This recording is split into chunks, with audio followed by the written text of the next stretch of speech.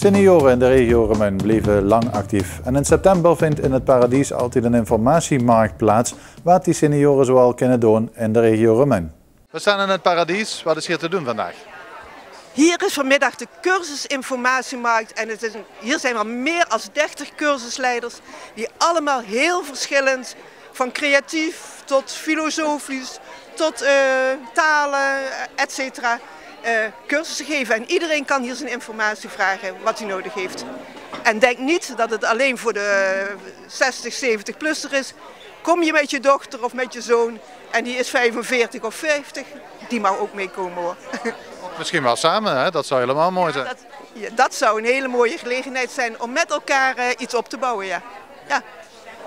Zijn er nog echt opvallende nieuwe zaken die u dit jaar bent tegengekomen, die er bijvoorbeeld nog nieuw zijn? Echt helemaal nieuw. Ik denk dat heel veel mensen informatie zouden willen hebben en krijgen over de website die er is.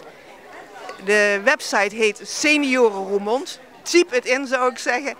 En Senioren Roermond, daar staat werkelijk alles op. Alle cursussen, alle activiteiten, maar ook de zorg, ook de informatiemogelijkheden, etc. Maar hele nieuwe cursussen, ik denk het kantklossen, het filten. Ik denk dat de anderen voor een groot deel bekende gasten zijn. Ja. Zo'n informatiemarkt is ook wel een leuk moment, zeg maar, om eens te kijken wat er zoal te doen is. Hè? Want het is heel groot het aanbod. Ja, het aanbod is heel groot en het grappige van deze informatiemarkt is dat hij gericht is op de iets ouderen, laat ik het zo zeggen. Maar dat er cursussen zijn die bij wijze van spreken gratis zijn. En er zijn cursussen die duur zijn. Neem gewoon wat je kan en wat je wil en waar je interesse in hebt. Ja. Heel veel succes vandaag.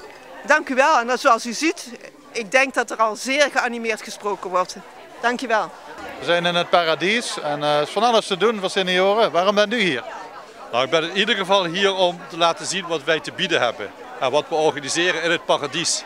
En hetgeen wat we allemaal bieden, ja, alleen de lotgenotengroep, ja, daar vragen we wat geld voor, maar de rest doen we allemaal gratis. We hebben sfeergesprekken 1 keer in de 2 maanden. We gaan starten met zelfbewustzijn, 4 avonden.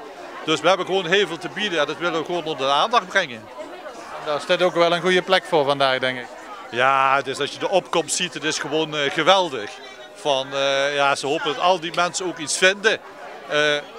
Leuk als het bij ons is, maar als het ergens anders is, het gaat om die mensen dat ze iets vinden. Lekker actief blijven. Zeker weten, want het geldt ook voor mij. Ik hoor ook bij die doelgroep. En wat de wethouder zei van mentaal en fysiek, ja, dat is zo belangrijk. En met name het mentale, daar proberen wij aan mee te werken. Veel succes. Dankjewel.